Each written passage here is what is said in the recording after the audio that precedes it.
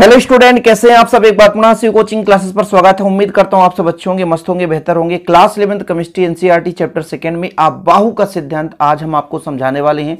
ये ऐसा टॉपिक है जिसके बिना केमिस्ट्री अधूरा है। यदि आप 12th में हैं, अबाहु का सिद्धांत नहीं बन रहा तो फिर ऑर्गेनिक केमिस्ट्री में आप समझ नहीं पाओगे, और जो आपका इनऑर्गेनिक केमिस्ट्री होता है उसे भी आप नहीं समझ पाओगे। तो ध्यान से इसे समझें, क्योंकि अबाहु के सिद्धांत के आधार पर किसी भी आप तत्व का इलेक्ट्रॉन का चक्रण, इलेक्ट्रॉन की दिशा, इलेक्ट्रॉन का स्थिति बता सकते हो, और उसी के आधार पर आप कहीं पर रासायनिक अपक्रिया संपन्न कराते हो तो किस प्रकार से इलेक्ट्रॉन का संक्रमण होता है, इलेक्ट्रॉन किसी भी यौगिक का आप स्ट्रक्चर जब बनाते तो अबाहु का सिद्धांत वहां पे लगता है। और अबाहु के सिद्धांत के बिना आप उसे नहीं समझ सकते। इसलिए आप 12th में हो या 11th में, या तो यदि कोई बच्चा ग्रेजुएशन कर रहा है उसे वो इस वीडियो को देख रहा है, उसके लिए भी काफी हेल्पफुल है। तो अबाहु सिद्धांत में एक सबसे पहला एक ऑब्जेक्टिव क्वेश्चन बनता है 11th क्लास में कि अबाहु का जो शब्द है वो कहां से लिया गया है, यानी कहां का शब्द है। तो जर्मन शब्द है। एक ये चीज हो गया। दूसरा बनता है इसका क्वेश्चन कि अबाहु का अर्थ क्या है। तो अबाहु का अर्थ है बनना। क्या है? बनना। तो दो ऑब्जेक्टिव यहां पे बनते हैं। और तीसरा एक लाइन में उत्तर, यानी वन लाइन फैक्ट में क्वेश्चन आता है कि अबाहु का सिद्धांत क्या है।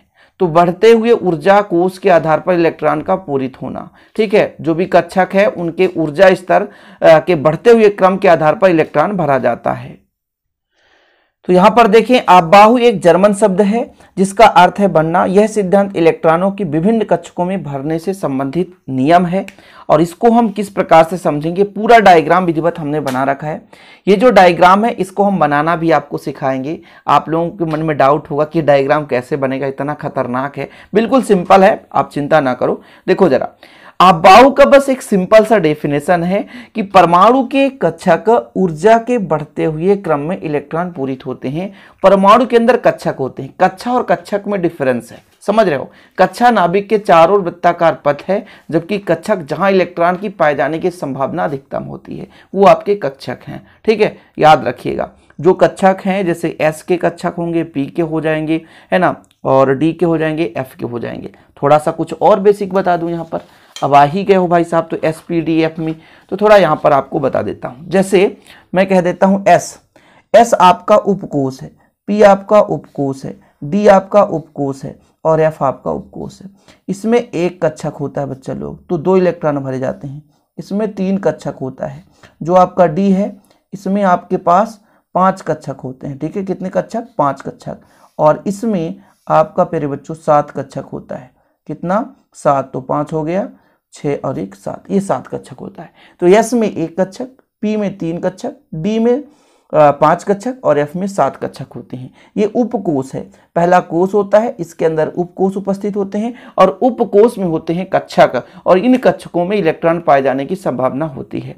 अब इनमें जो इलेक्ट्रॉन भरे जाते हैं बढ़ते हुए ऊर्जा स्तर के आधार पर भरे जाते हैं। ये चीज यहाँ पर समझाया गया है।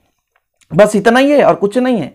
इसका दूसरे शब्द में यदि हम परिभाषा लिखें तो पहले उपलब्ध कक्षक में न्यूनतम ऊर्जा वाले कक्षक में इलेक्ट्रॉन जाते हैं। मतलब जो पहला हमें कक्षक मिलता है यदि वो न्यूनतम ऊर्जा स्तर का है तो पहले इलेक्ट्रॉन उसी में भरेंगे, फिर इनके पूरित होने पर उच्च ऊर्जा वाले कक्षक में इलेक्ट्रॉन पूरित होते हैं। यानी पहले निम्न ऊर्जा स्तर वाले कक्षक में इलेक्ट्रॉन भर दिए जाते हैं। इसके बाद जैसे ये पूर्ण हो जाता है तो आगे उच्च ऊर्जा स्तर वाले कक्षक में इलेक्ट्रॉन को हम भरते हैं। तो इस प्रकार से अबाहु का सिद्धांत है। कुल मिलाकर के निम्न ऊर्जा स्तर में पहले, उच्च ऊर्जा स्तर में बाद में। अब कहोगे सर हम याद कैसे करेंगे? यहां पे हो जाती है बात, याद करने की समस्या हो जाती है। तो इस डायग्राम को बनाना है। अब आपको थोड़ा सा डाउट होगा कि सर कैसे बनाएंगे। देखिए, एक सिंपल वे से मैं बनाता हूं, आप देखते चलेंगे। बहुत सिंपल तरीके से मैं बना दूंगा। मैं आपको समझा रहा हूं। यहां पर देखिए, जैसे यहां पर आप लिखोगे 1s से, ठीक है, 1s, इसके बाद आपका 2s, डिस्टेंस सब में बराबर हो, इसके बाद आप कर दो 3s, 4s, ठीक है, फिर आपका हो जाएगा 5s, 6s, 7s और आपका आ जाएगा 8s। यहां तक तो क्लियर है, यहां तक समझ गए होंगे। इसके बाद बच्चा लोग आपको बनाना है, पहले स्टेप को छोड़ दें, यहां पे शुरू करो, 2p कर दो, फिर यहां पे 3 के सामने 3p, फिर 4 के सामने 4p, ठीक है, फिर 5p, फिर 6p, फिर 7p। ऐसा कर दिया आपने। इसके बाद आप डी का फॉर्मेट लोगे, तो डी के फॉर्मेट में हम आगे लेते हैं। यहां से फिर एक स्टेप छोड़ दो, तो यहां पर हो जाएगा 3d, 4d, फिर 5d और 6d। फिर आपका हो जाता है F के फॉर्मेट में, तो यहाँ पर आ जाएगा 4F और यहाँ पर हो जाएगा 5F। ओके, क्लियर है।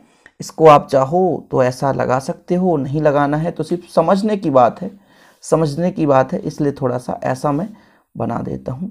ये लो भाई साहब, सभी को ब्रैकेट के अंदर इन्हीं एक छोटा सा बॉक्स बना दिया। तो आप बाहु का नियम कैसे क्या करना है वो चीज आप समझ रहे हो। अब क्या करोगे, यहां तक तो क्लियर है, सिंपल से है ना। अब आपको करना क्या है, ऐसा खींचना है, ठीक है। देखिएगा, आप ऐसा करो, इनको सबको मिलाओ, नीचे वाले को मिला दिया आपने, फिर आपको इनको सबको मिलाना है, मिला दिया आपने, ठीक है सर। फिर इनको मिला दिया आपने, हाँ सर। इनको मिला दो, ये मिल गया। इसके बाद इनको मिला दो, ये भी मिल गया। इसके बाद इनको मिला दो, ये भी मिल गया। आगे चलने दो। इस प्रकार से खींचोगे, नीचे से खींचोगे ना तो आपको बनाना आसान हो जाएगा। यदि आप ऊपर से खींच रहे हो तो फिर दिक्कत हो रही है। अब देखो हम जाएंगे कैसे सर, कहाँ से इलेक्ट्रॉन भरना शुरू करेंगे, तो पहले हम 1s से शुरू करेंगे। कहाँ से, 1s से। कहाँ से, 1s से, ठीक है। और 1s के बाद 2s में चलेंगे। तो हम यहाँ पर लिखते चलते हैं, 1s से चला बच्चा लोग, ये ऊर्जा स्तर इसका अधिक है, कहाँ पे चले, 2s पे चले, ठीक है। यानी हमने यहाँ से गया, फिर 2s पे आए, 2s के बाद सीधा इधर चलो, ऐसा कर दो। तो फिर हमने गया 2p पे, और 2p के बाद बच्चा लोग किस में गया, 3s में, ठीक है। चलो यहाँ तक क्लियर है। फिर इसके बाद आपका ये ऐसा इसके अंदर से जाने दो, यहाँ से आप इसको टच कर दो, तो फिर आप किस पे पहुंच गए, 3p में पहुंच गए।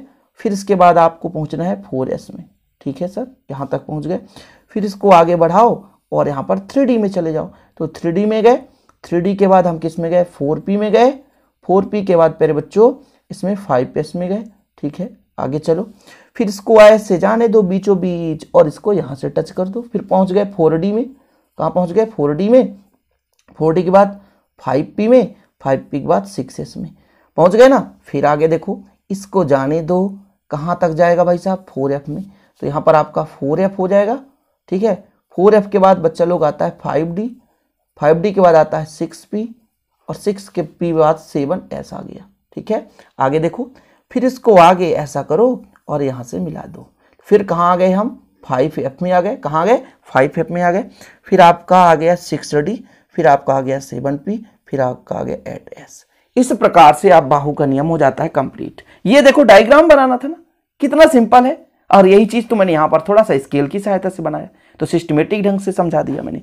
अब मैं यदि यहाँ पे एक छोटा सा उदाहरण लेता हूँ, उदाहरण ले लेता हूँ सोडियम। ये सोडियम है,